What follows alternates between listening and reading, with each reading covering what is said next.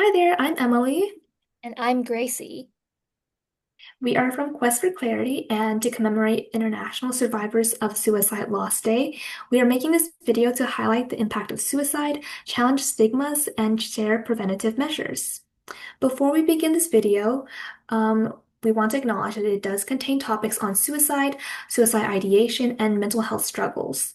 Viewer discretion may be advised, and as always, if you know someone who is struggling, please contact your local crisis line. So before we begin, we'll do a bit of an overview on the general topic of suicide. Suicide is a topic that many individuals struggle to talk about. The stigma or unspoken fear of discrimination fosters difficulty for those who need help to receive the support they need. And let's get to some data. Please bear with me. According to the World Health Organization, in 2025, over 720,000 people die per year due to suicide, with suicide being the third leading cause of death among 15 to 29-year-olds, which many of those tragic cases occur due to mental disorders, pain or chronic illnesses, isolation, financial challenges, or relationship disputes. We have the honor of inviting Miss Sarah Gare to speak on these topics of suicide awareness. She is a person with many hats. She is a nationally recognized speaker, a suicide preventionist, trauma responder, an author, a mother, and a highly experienced mental health professional with over 25 years of experience in the field. Um, Her work has been recognized by SAMHSA, also known as the Substance Abuse and Mental Health Services Administration, and the Good Men Project.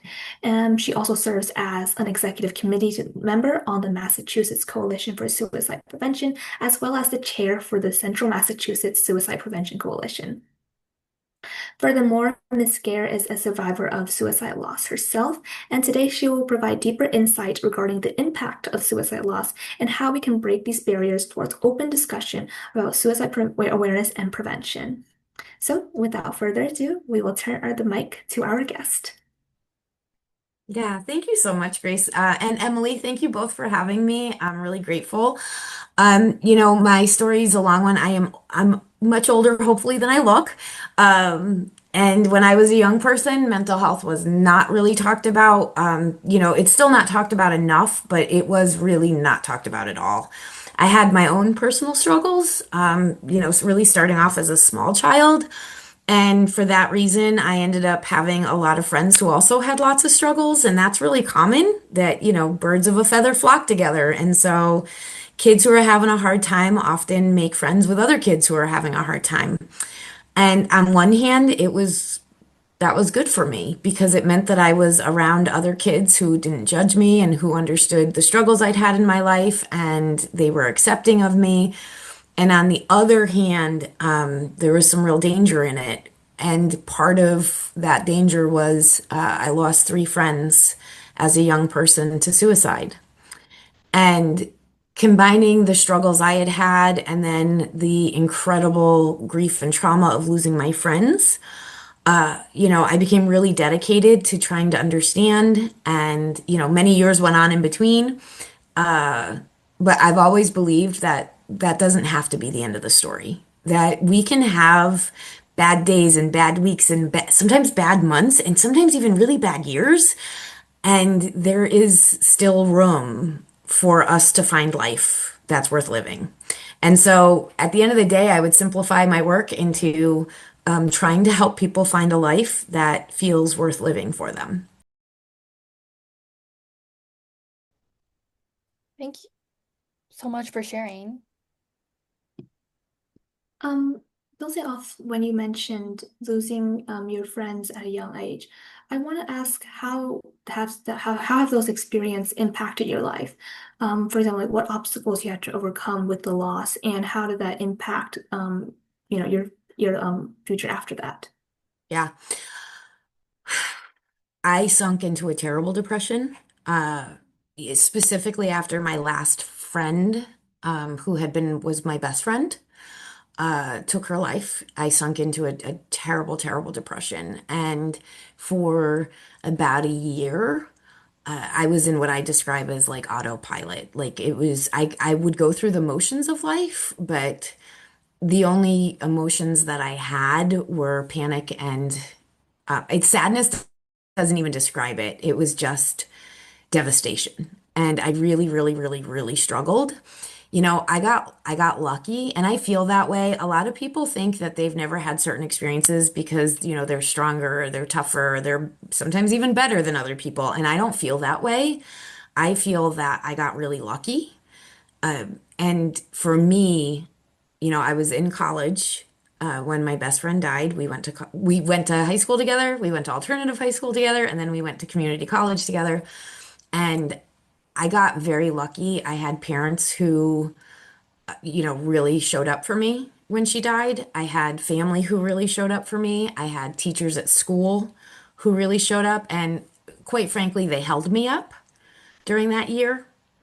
And so, and I also had an incredible therapist who, really showed up for me. And so, even on the days that I struggled to function at all, I had people who were really dedicated, sometimes more dedicated than in fact, a lot of times more dedicated than I was to making sure that I didn't fall. And so it changed me forever because I'm like, here I am in front of you guys right now, right? I'm 48. And I still feel like that 20-year-old girl, right? So I can remember the devastation as if it was yesterday. I miss her all the time. And it's so weird. She was almost a year older than me. And now I'm 27 years older than her.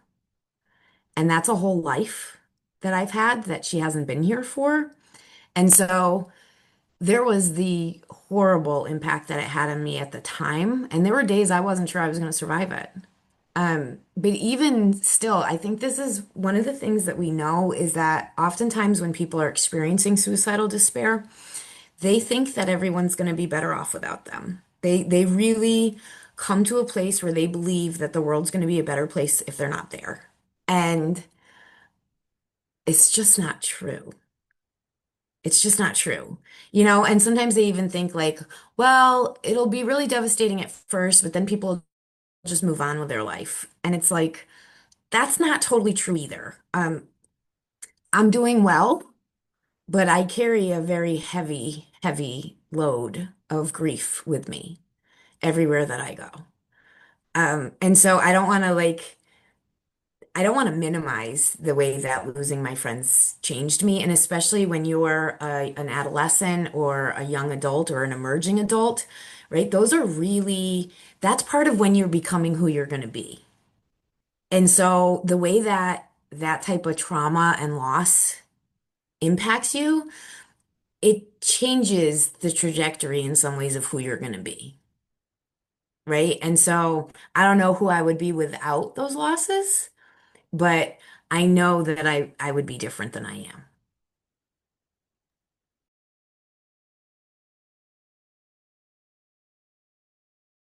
Hearing that story about someone is already making me feel really, I agree that sad isn't the word. It's more of, I'm assuming, let's say, it feels like everything's underwater, or it feels like your favorite food tastes like rubber, or it tastes like fake. It's just like everything doesn't feel really real. So, first of all, thank you so much for having the courage to share this.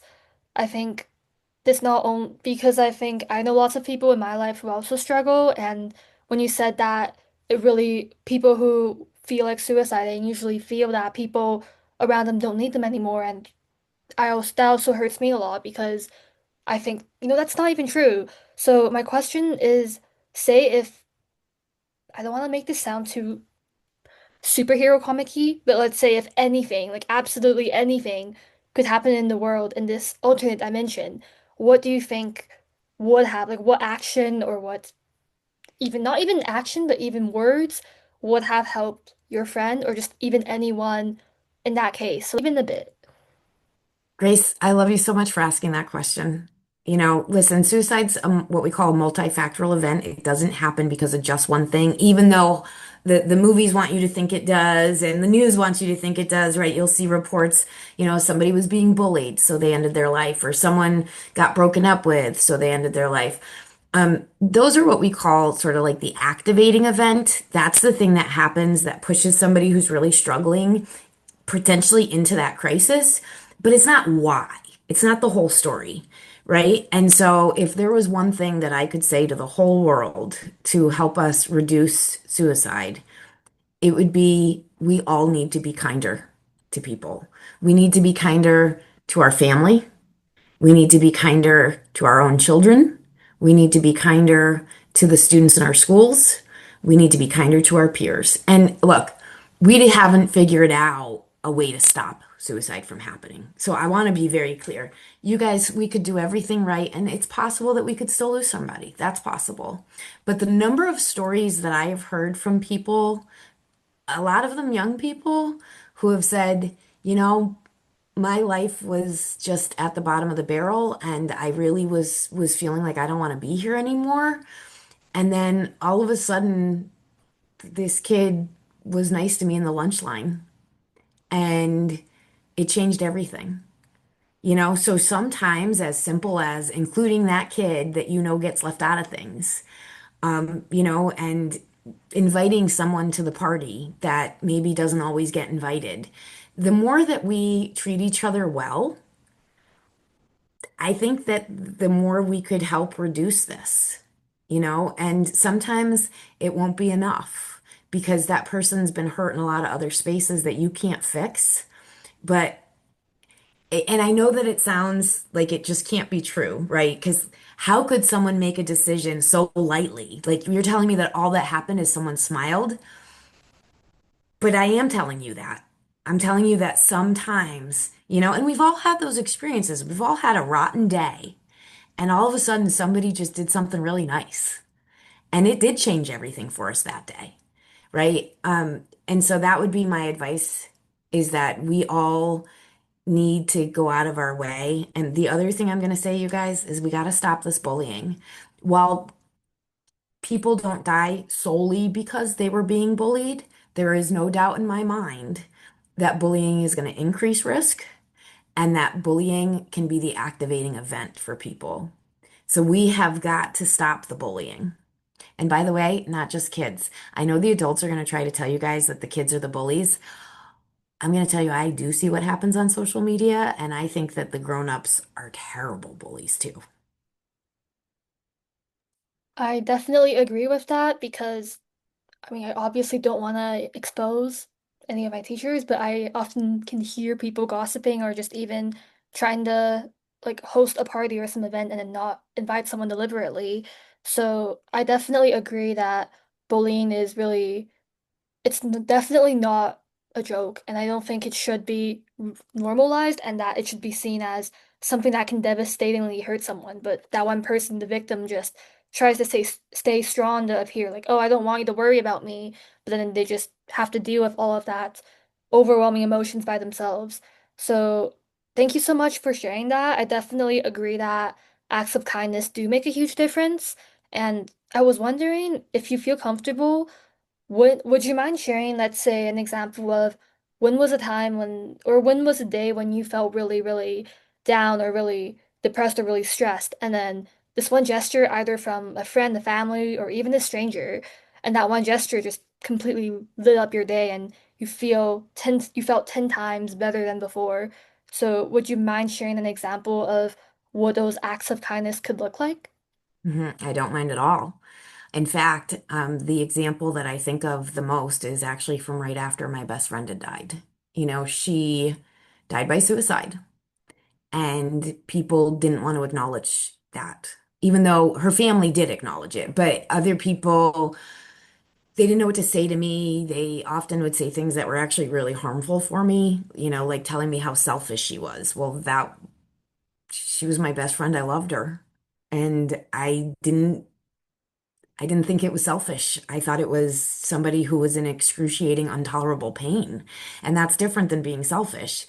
And so a lot of people said and did things that actually made me feel worse. But two things happened after she died. And the first thing that happened is my aunt, who is just a wonderful soul, my aunt sent me flowers. And it was one of the few people that really acknowledged the tragedy I had just experienced. And it's so simple, right? So like now it's probably $50, but back then it was probably 15. It was just flowers.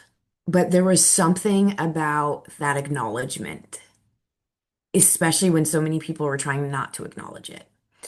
So that was one thing. The other thing that happened is I had a friend named Steve, and Steve was this really quirky and funny and sweet and smart guy. And when my best friend died, Steve just came to my house and stayed there. He just stayed. He didn't do anything that was magic. He just stayed.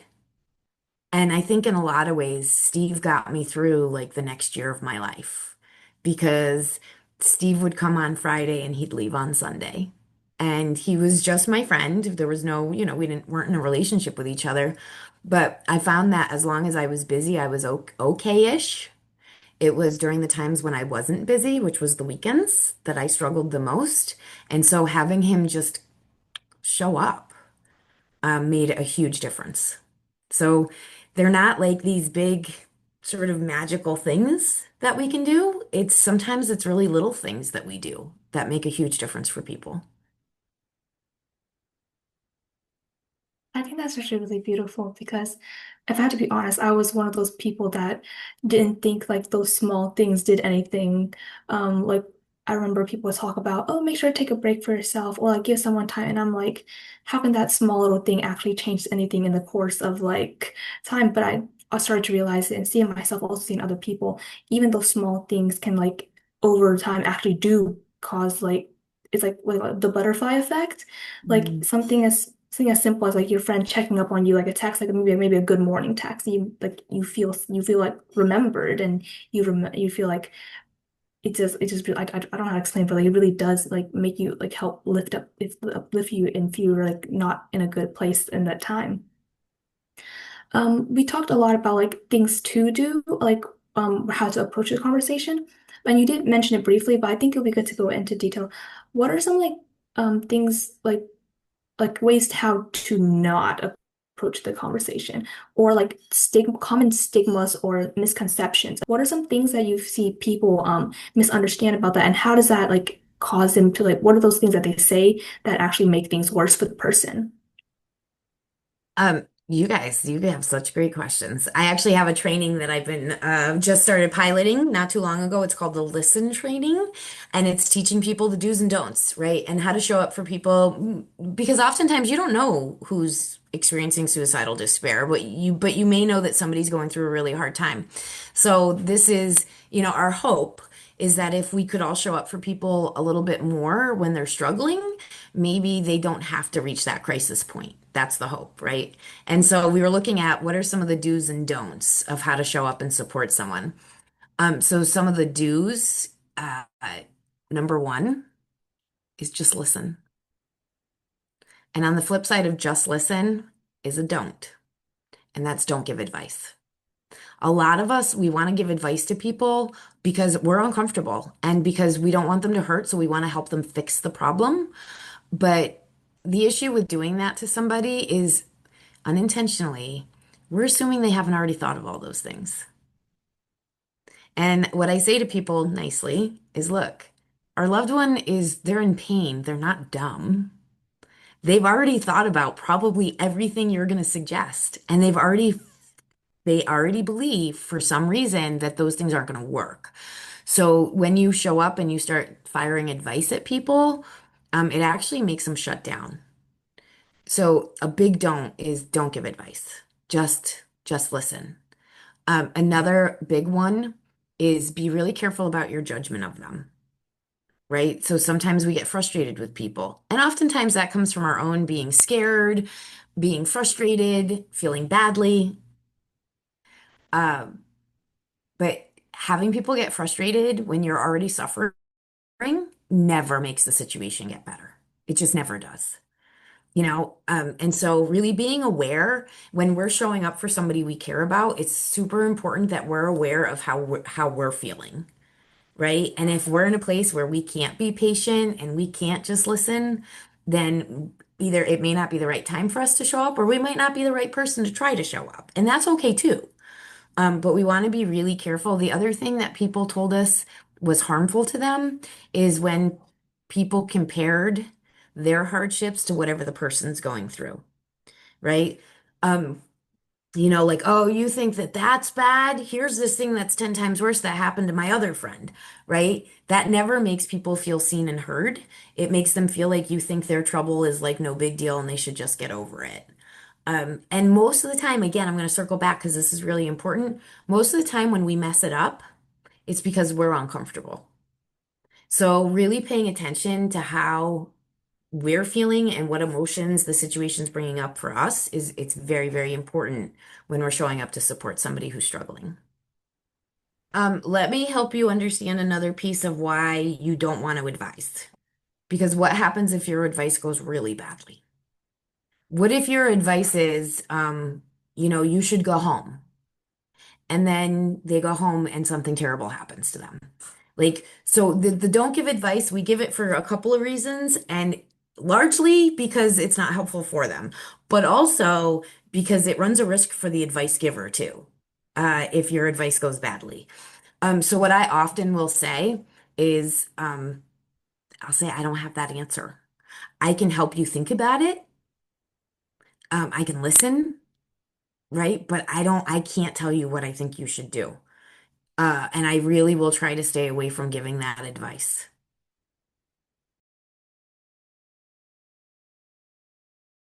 I just really wanted to say thank you for sharing that, and it's actually really insightful. Definitely spreading awareness on how important just listening is without through the advice giving format is way better. So I really appreciate that you spoke out about that. And while we're talking about this, I was wondering, or at least based on my experience, people who usually have suicidal ideations or people who are about to suicide tend to be really good at masking. Are there any warning signs? And if we do see them, what can we do that's not too forceful or too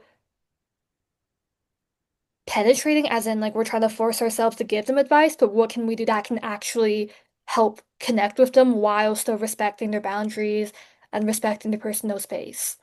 Yeah. So there's two questions there. So I'm going to answer them. I'm actually going to answer the second question first. And this is really important. When I lost my best friend, she had had multiple attempts. And I had been put in a situation where she had communicated to me that she was thinking about ending her life. And I remember, like it was yesterday, I was probably 15. I paced around my room for about 30 seconds trying to figure out what to do.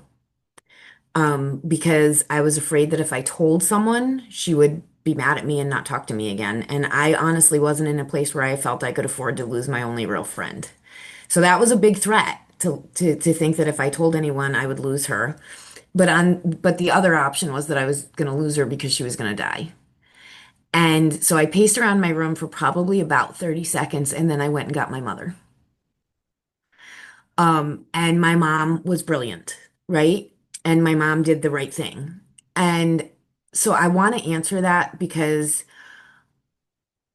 if you're not in a moment where you think that this is an imminent crisis, where you're worried about somebody, you think they're really having a hard time, maybe they're saying some things that you're concerned about, but you don't have that feeling like they haven't said something direct, like I'm going to kill myself or something of that nature, then ideally we want to try to convince them to choose to get help.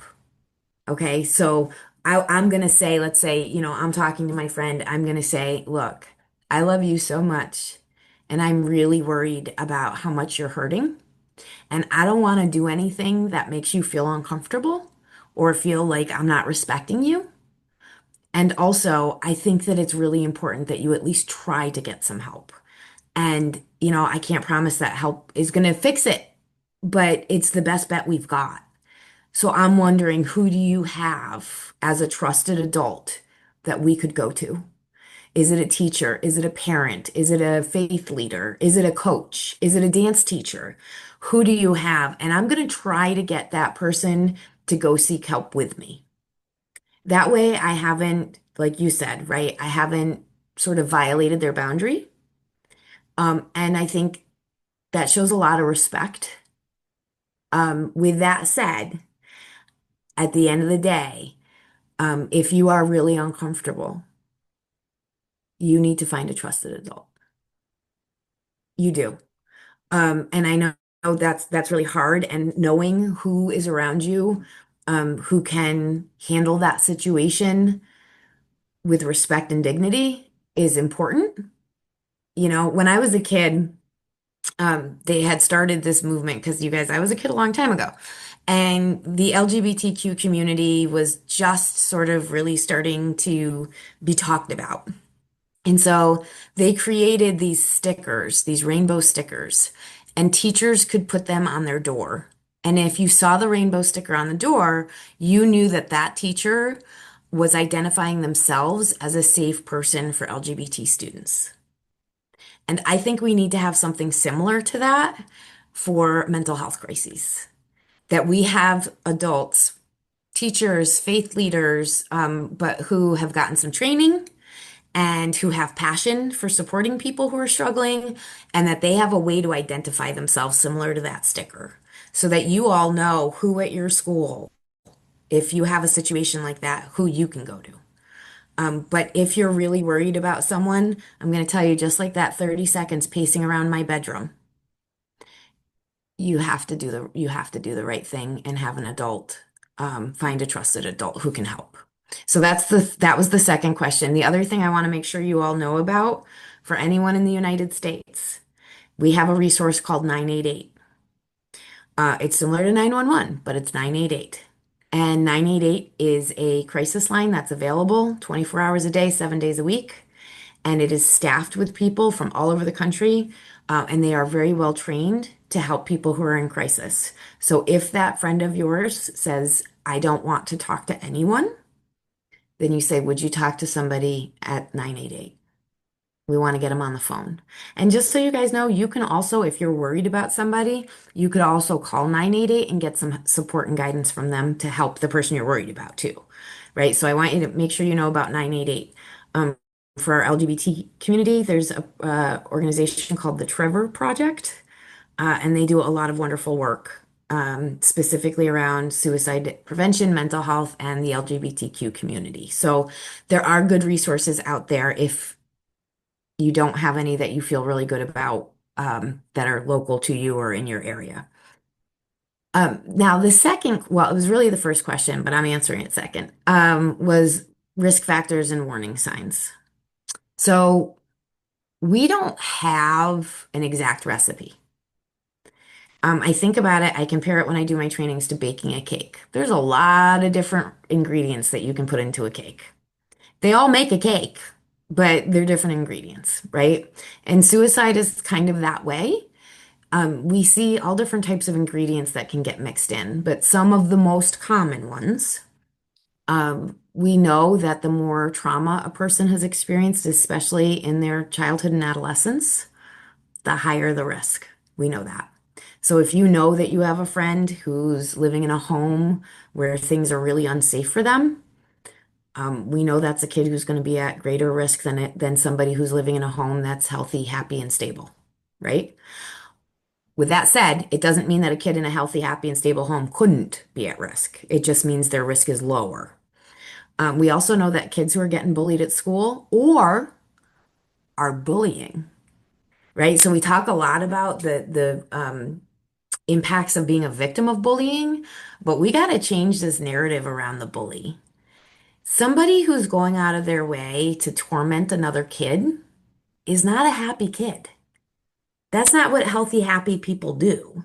And so not only am I paying attention to kids who are getting bullied, but I'm also paying attention to the bullies, right? So that's another risk factor and potential warning. Some of the other things that uh, I look for any history of suicidal despair or suicide attempts, right? While we know that most people who survive an attempt will not later die by suicide, and we do know that most will not, We also know that if they've had attempts in the past, they're at more risk than other people to have attempts in the future. And so that is something that we certainly would pay attention to. And then, some of the other things is if they're not sleeping, sleep is very important, right? Sleep is very important for good physical health. Sleep is very important for good mental health. So sleep can be a real indicator. Also, if they're not eating, that can be an indicator for us. And then one of the other things that I look for is a change in their presentation. So if I have somebody who's been really down in the dumps for a long time and all of a sudden they seem great, I'm a little suspicious of it. If I see somebody who's been really struggling or excuse me, who's, seemed fine and all of a sudden they've been really, really down, I'm paying attention to that too. The other thing that I'm looking for is anything that could make someone feel humiliated and defeated. So bad grades, especially if they come from a family where those grades, how important grades are does change from family to family, culture to culture, right? In some cultures and some families, grades are very, very important. And if you're not doing well in school, there can be a lot of consequence for that within the family or the community. And so I'm looking for things that might make someone feel trapped, uh, and hopeless. So if I have a friend and they're going through lots of those things that I just talked about, that's a friend I'm paying attention to. Thank you so much. Great. I literally every single question you asked, the first thing I say is thank you so much. I should say some like another synonym by now. But thank you for genuinely, I didn't mean to interrupt the mood for sharing that. So I think that's really valuable advice, especially how you talked about we should also check in with the bullies to see why they are bullying because we definitely I don't like how I mean I love Disney and all, but I don't really like how, modern day kids media they always promote there's just this natural villain in the world, this person who's just really miserable for like no reason. It's like they're born that way. But I also believe that not only should we check on the victims, but the bullies should actually be checked on too. And I definitely relate to this. Not sure if we're open, but I do you remember one time in elementary when for this whole year, like I kept on getting bullied by this one boy. Like he was just always bullying me, like no matter what. And then it got to a point where one day I literally walked up to his house and I tried to knock on his door and tell his parents, like, hey, can you please tell your son to stop trying to like lock me in that storage room or stop trying to bully me, right?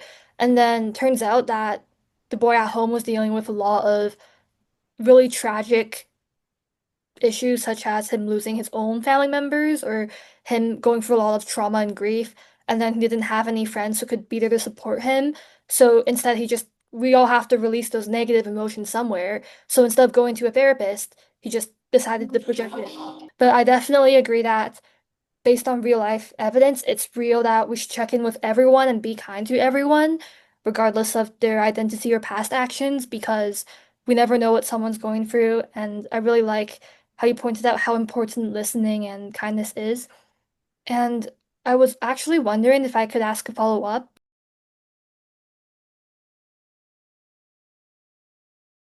You did discuss the importance of sleeping and eating, and these are literally our basic pyramid of needs, like we need those to survive.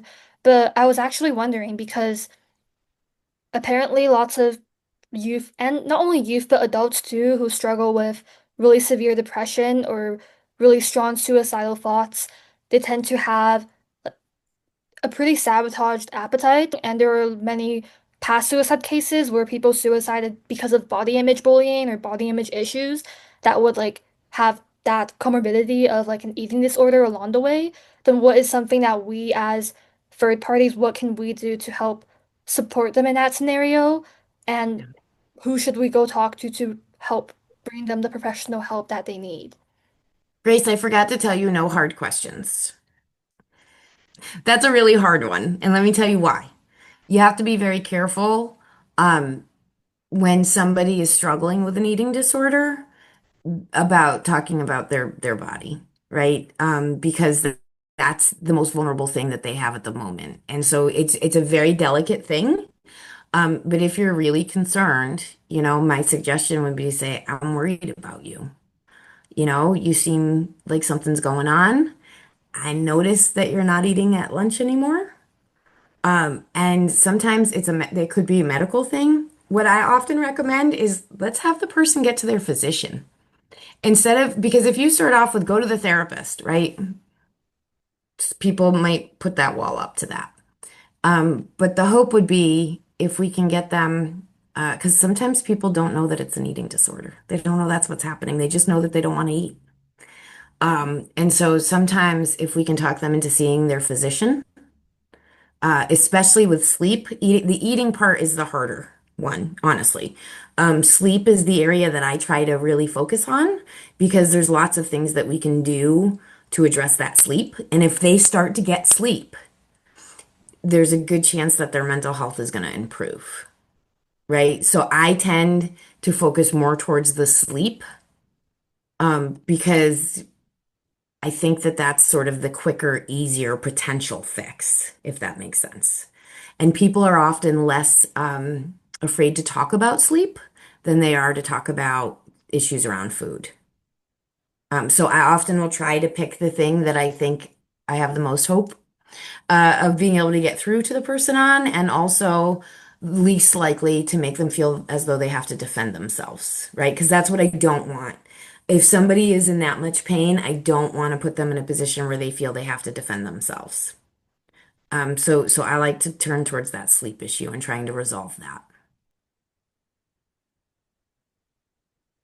Thank you so much. That actually does help a lot. I do understand like the whole issue with body dysmorphia and eating disorders can be a lot complex because it also involves other areas of physical health. And I've talked to like well, not really I've talked to some doctors, but I've shadowed some doctors and they mentioned how like the language they have to use when they talk about recommending patients what do they call it? Like lifestyle changes, how to make sure they approach, especially if they already had a history of having issues with like their body in that way. They have to like phrase it certain they have to be very careful about their words and how that might affect them. So it is a very like convoluted topic.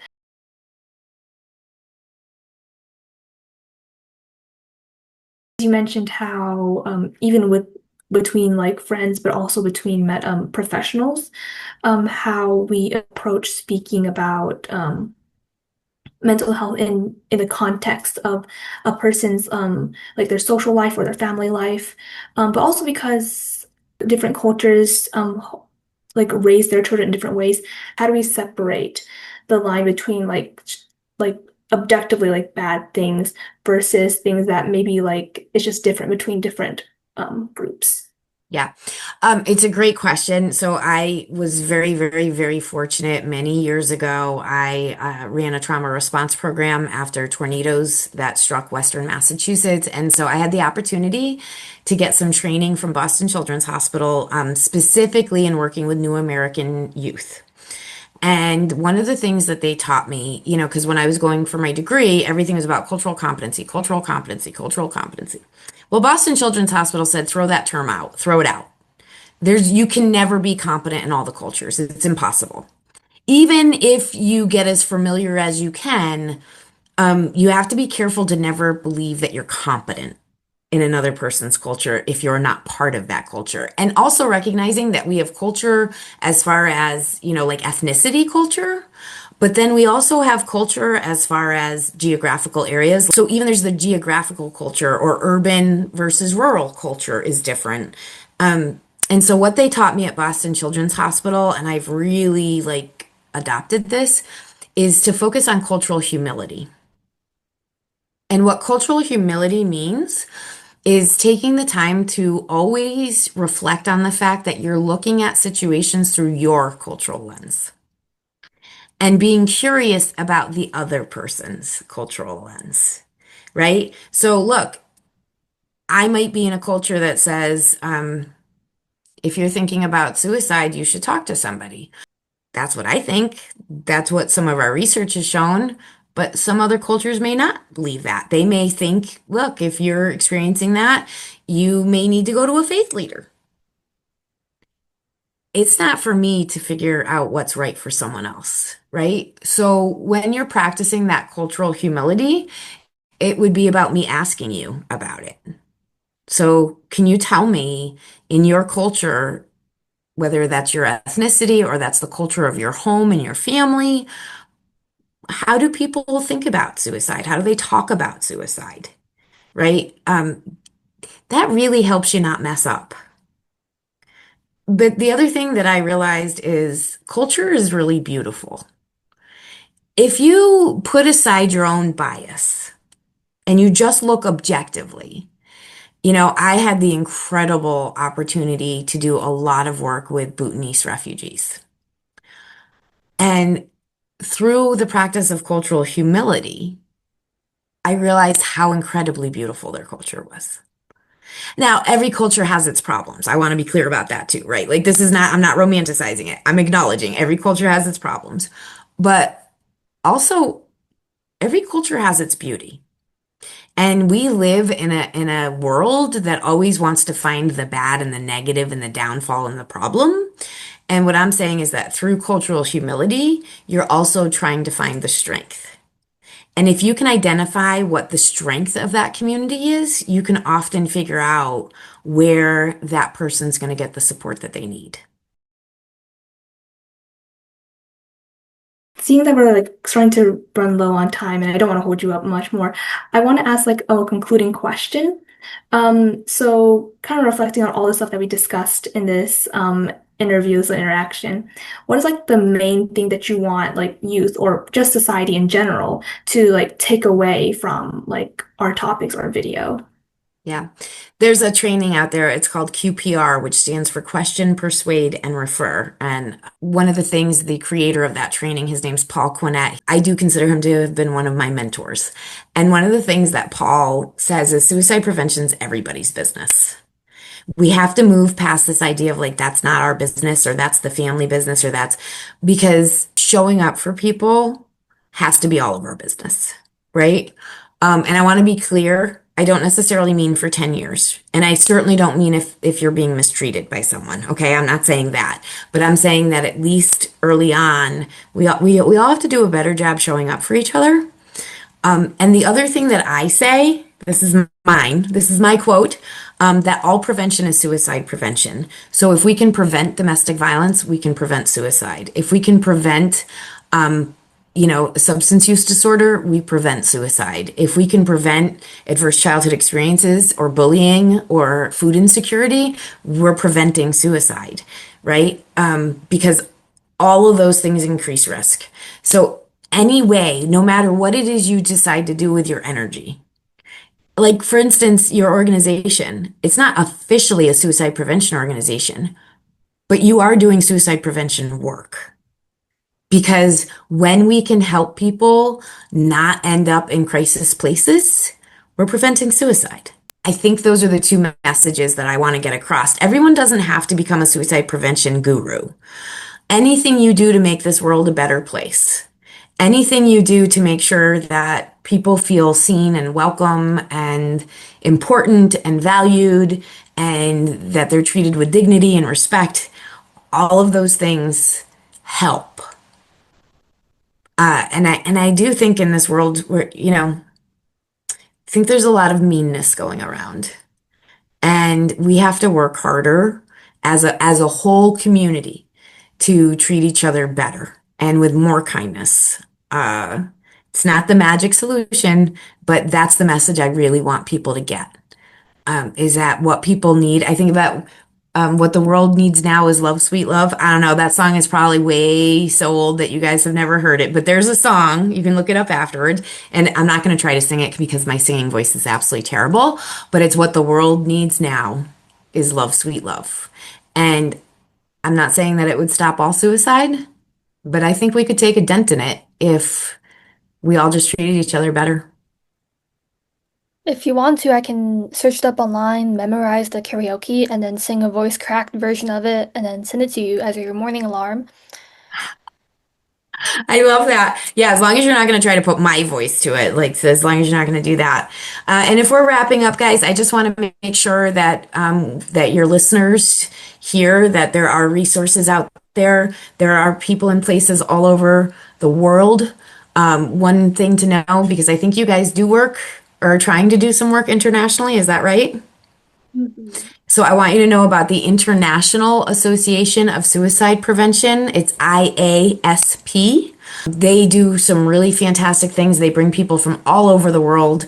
It's also a place where I think you can find some resources for wherever you are. But there is great people out there. I get to go to those conferences, and people say to me sometimes, like, I don't know how you handle this, like talking about that all the time. Well, there's another way to look at it. And that's that I get to meet the most beautiful human beings from all over the world who are trying to prevent suicide. So no matter where in the world you're from, I'm gonna guess you have people in your local area who are doing this work. If you're in the United States, also always want you to know that 988 is there. And because we know that younger people sometimes prefer texting or chatting over calling, and that's okay. You can do both with 988. You can do messaging right on their website. You can also text them and you can call them. So just want to make sure that we're always spreading awareness about the resources.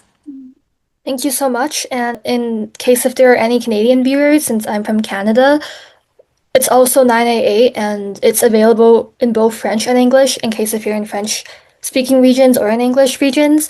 So please feel free to dial 988. And I think it's something similar perhaps in other countries too, but it's best to Google it first. So thank you so much for the beautiful closing. I felt like this entire conversation was very transformative. This is really special because it comes from your personal story, which it's really honoring to know that you have the courage and strength to just share this with us because it's definitely real suicide is way more different than what we see in the novels, in the movies, and in those textbooks. Genuinely, thank you so much, Miss Gare, for this beautiful session and for joining us today. And thank you both. And I mean this from the bottom of my heart. Emily, when I got your email, you guys inspire me more than you know. So please, you're making a difference. I love the work you're trying to do from what I can see on the website. And just, I know you guys feel like honored that people come and talk to you, but I hope that you know that we are honored that you want to hear from us. And we are so excited to see young people out there trying to make a difference. So you guys are thanking me, but I'm thanking you. Aw, that is So sweet.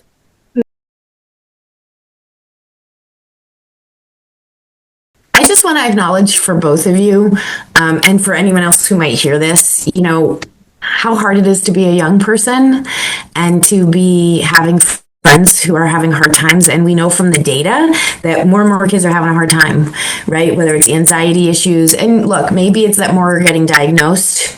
Right. We will never be able to prove whether it's that more kids are struggling or more kids are getting diagnosed. But either way, the rates are going up.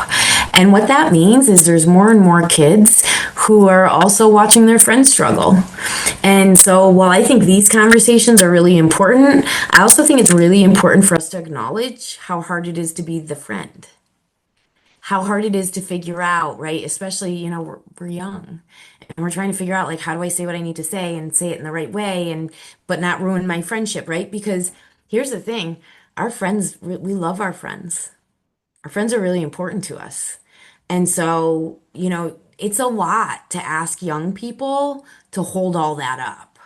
So I just want to sort of point out that if you're a kid and or a young even a young adult and you have a friend who's really struggling, it is super important that you have support.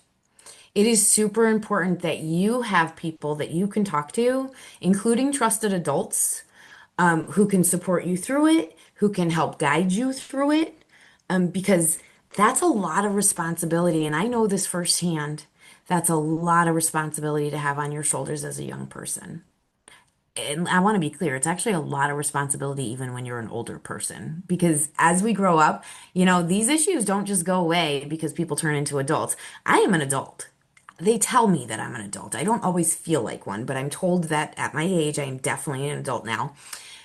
And I still have friends who struggle, and it's a lot. So I just want to like highlight, that for all the kids out there, I'm gonna guess all of you came to this project because either you've been impacted directly or you have someone you care about who's impacted. And that means either way, you're carrying this weight too. And how important it is for you guys to have the support that you need if you're showing up for people who are struggling. What the world needs now is love, sweet love. It's the only thing